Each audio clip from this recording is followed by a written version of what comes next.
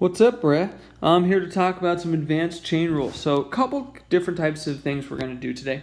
The first one is, what if you get to do the chain rule not just once, but twice within one function?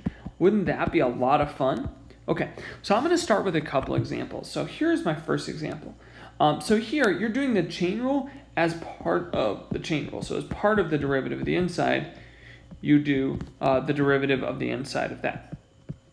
Okay, so for example, I have two examples I wanted to show you. So here, let's say we just have the function cosine of the cube root of 3x plus 5. So every time we say the word of, that's like another chain rule kind of. So it's like the cosine of 3x plus 5 to the 1/3 power. That's how we usually want to write these things. Okay, so our outer function, the outermost part is cosine, and this whole part is the innermost. So when we take the derivative of this, our first derivative, okay, the derivative of cosine. Well, the derivative of cosine is negative sine. So we have negative sine of 3x plus 5 to the 1/3 power. Now, because of the chain rule, we need to multiply by the derivative of the whole inside. So we're going to multiply by the derivative of 3x plus 5 to the 1/3 power.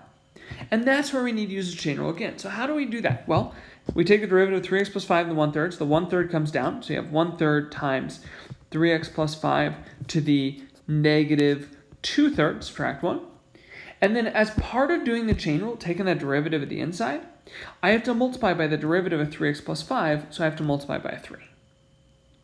So this entire part here, this is the derivative of the inside. And then we had a second chain rule here where we had to take the derivative of the 3x plus 5 as part of that. Now we can clean this up a little because the 3 and the 1/3 canceled. So it's just like negative sine of 3x plus 5 to the 1/3 power times 3x plus 5 to the negative 2/3 power. So that's a little messy, but that's kind of how you can handle it. Let's look at another one you'll see. So for example, suppose we have sine squared of x cubed minus 1. I want to remind you what sine squared means. You should read that as the sine of x cubed minus 1 squared. Okay, so the outermost thing we have to deal with here is an exponent, right? We have a whole bunch of stuff to an exponent. So when we take the derivative, our first thing we're going to do is bring that exponent down in front. So it goes to 2 times sine of x cubed minus 1 to the first power. Now, by the chain rule, I need to multiply by the derivative of the inside. So I need to multiply by the derivative of sine of x cubed minus 1. Okay, so when I take the derivative of sine of x cubed minus 1, that's where the chain rule comes in again. So I multiply by the derivative of sine, which is cosine. So cosine of x cubed minus 1. And then by the chain rule, when I take the derivative of sine of x cubed minus 1, I get cosine of x cubed minus 1 times the derivative of that, so multiplied by a 3x squared. So I can just clean up the non-sine and cosine parts in the front, so like 6x squared times sine of x cubed minus 1 times cosine of x cubed minus 1. Okay, so that's a little messy, but the idea here is just that you keep going, right? You take the derivative of this inside, and as part of that, you have to take the derivative of the inside again. If you took computer science, this is recursion, by the way. So, okay, that's what's going on there. One thing I also wanted to do was to get us working with some symbolic functions. So just dealing with like an f of x and a g of x. So just in terms of f and g. And these are going to be similar to doing the product quotient rule ones in terms of f and g. So just for example, we're going to take our derivatives in terms of f and f prime. So for example, say we have y equals cosine of f of x. And we're going to find y in terms of f and f prime. Okay, so again, my outer function is the cosine. My inner function is the f of x. If it's helpful for you to write that, go for it. So when I take the derivative of the outer is negative sine. So we have negative sine of f of x multiplied by the derivative of f of x, so multiplied by f prime of x. Okay, so that's what's going on there. If you have another example, say we flip this and write it as f of cosine of x. Now the tables have turned. So this is our outer function, but now cosine of x is our inner. So when we take a derivative here, we start by taking the derivative of f, so f prime of cosine of x. And then we multiply the derivative of the inside, which is negative sine of x. Put parentheses there, definitely. So you can see that that looks a little different depending on the order. Another example, suppose we have a cannibalistic function that's eating itself. So we have y equals g of x. Okay, so when I take the derivative here, my outer function is a g, but my inner one's also a g.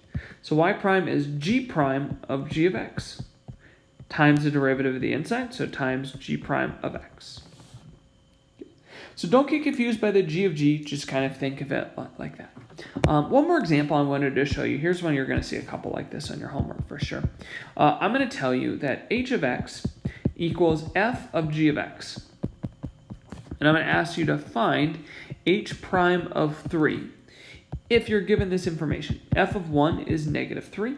F prime of 1 is equal to 2.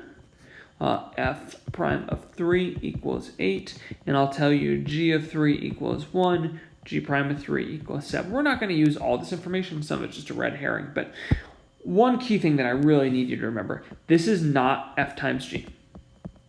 It is f of g of x. So it's like saying instead of f of x, you still have that f of g of x. Okay, so when I take the derivative, if h is f of g of x, so just as the first step, h prime is f prime of g of x, so the derivative of the outside, times, so the derivative of the outside inside alone, times the derivative of the inside, so times g prime of x. Okay, so now the problem asks me to plug in 3. So h prime of 3 equals f prime of g of 3, that is a poor 3, times g prime of 3. Now, what a lot of chumps in Miss Cruzy's class are going to do, they're going to think this is a multiplication. This is not a multiplication. It is f prime of g of 3. So what is g of 3? We can plug that in now. That's 1. So this is f prime of 1 times, and g prime of 3, we know that, times 7. Okay, so I've taken those values. Now that I've plugged in the g ones, now I can take the f prime of 1, which we can see here, f prime of 1 is 2. So this is going to be just 2 times 7, which is 14. So 2 keys, right? One was to write this in terms of f and g, and then the second was just to plug in carefully the things we know, and then just keep going with the problem from the outside, or from the inside out. Okay, so that's the chain rule. Lots of good stuff here. Just keep practicing, and you guys are going to get this in no time. Okay, I'll see you guys soon.